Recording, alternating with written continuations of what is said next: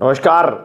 महाकुंभ का मेला जो अपने भव्यता और विविधता के लिए जाना जाता है, इस बार एक साध्वी के वीडियो के कारण सोशल मीडिया पर चर्चा का केंद्र बन गया है। साधारणतः महाकुंभ के आयोजन में विभिन्न अखाड़ों से जुड़े साधु, संत, तपस्वी और योगियों की भव्यता दिखाई देती है, लेकिन इस बार जो नाम सबसे ज्यादा सुर्खियां बटोर रहा है वो है हर्षा रिछारिया। एक साध्वी के रूप में उनकी छवि, उनके वीडियोज की लोकप्रियता ने उन्हें महाकुंभ का चेहरा बना दिया है। हालांकि उनके व्यक्तित्व और साध्वी होने के दावों को लेकर एक सवाल भी उठ रहे हैं। प्रयागराज में शुरू हुए महाकुंभ के पहले ही दिन निरंजनी अखाड़े की शोभा यात्रा में हर्षा रिछारिया का एक वीडियो वायरल हो गया। उस वीडियो में वो रुद्राक्ष और फूलों की माला पहने, माथे पर तिलक लगाए रथ पर सवार नजर आई। पत्रकार ने उनसे सवाल किया कि उन्होंने साध्वी का जीवन क्यों चुना जबकि वे इतनी खूबसूरत हैं। हर्षा ने बड़े शांत भाव से जवाब दिया कि वो अब तक जीवन में जो कुछ करना चाहती थी वो कर चुकी हैं और अब इस पथ पर ही आगे बढ़ रही हैं। उनकी बातों और उन सादगी ने लोगों को प्रभावित भी किया, लेकिन उनकी लोकप्रियता के साथ ही उनका अतीत भी सोशल मीडिया पर चर्चा का विषय बन गया। सोशल मीडिया की ताकत ने हर्षा के जीवन के कई पहलुओं को उजागर किया। दावा किया गया कि वो एक सोशल मीडिया स्टार हैं और इवेंट होस्ट करती हैं। उनके इंस्टाग्राम अकाउंट पर कई ग्लैमरस तस्वीरें और वीडियो पाए गए, जिनमें से एक वीडियो में वो नवंबर 2024 में बैंकॉक में एक शो होस्ट करती नजर आ रही हैं। इससे उनके उस दावे पर सवाल खड़े हुए जिसमें उन्होंने खुद को 2 साल से साध्वी बताया। उनके डांस वीडियो और मॉडलिंग की तस्वीरों ने उनकी साध्वी वाली छवि पर संदेह पैदा कर दिया। जब इस पर हर्षा से मीडिया ने सवाल किया तो उन्होंने स्पष्ट किया कि वो अभी तक विधिवत रूप से साध्वी नहीं बनी है। उन्होंने बताया कि उनके गुरु आचार्य महामंडलेश्वर कैलासानंद गिरी ने उन्हें सन्यास की दीक्षा लेने से रोका है। उन्होंने कहा कि उनके गुरु ने उन्हें गृहस्थ जीवन की जिम्मेदारियां निभाने और साधना जारी रखने का आदेश दिया है। उन्होंने कहा कि लोग उनकी वेशभूषा देखकर उन्हें साध्वी कहने लगे हैं, लेकिन यह पूरी तरह से सही नहीं है। हर्षा की कहानी यही खत्म नहीं होती है। भोपाल की रहने वाली और वर्तमान में उत्तराखंड में रहने वाली हर्षा ने अपने आध्यात्मिक सफर की शुरुआत निरंजनी अखाड़े से की है।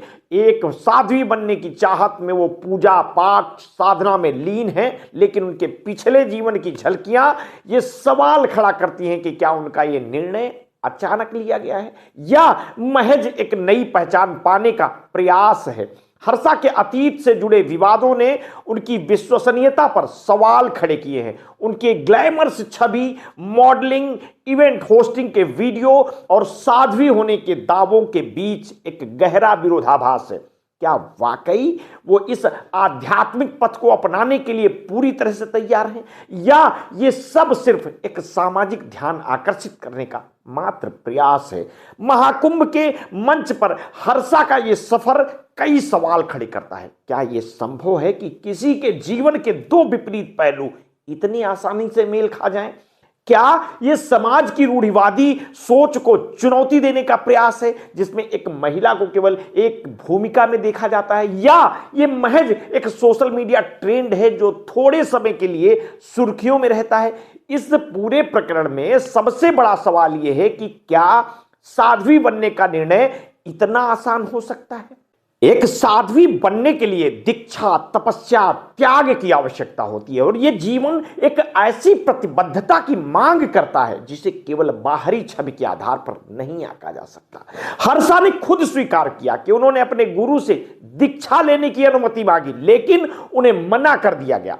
उनके गुरु ने उन्हें साधना करने और गृहस्थ जीवन की जिम्मेदारियां निभाने की सलाह दी। तो क्या उनका साध्वी बनने का यह सफर वास्तव में एक आध्यात्मिक खोज है या यह केवल एक अस्थायी मोह है? इसके अलावा यह घटना समाज के उस दृष्टिकोण को भी उजागर करती है जिसमें एक महिला की खूबसूरती को उसके निर्णयों और उसकी पहचान से जोड़ दिया जाता है। पत्रकार का यह सवाल कि आप इतनी खूबसूरत हैं, फिर भी आपने साध्वी जीवन क्यों चुना?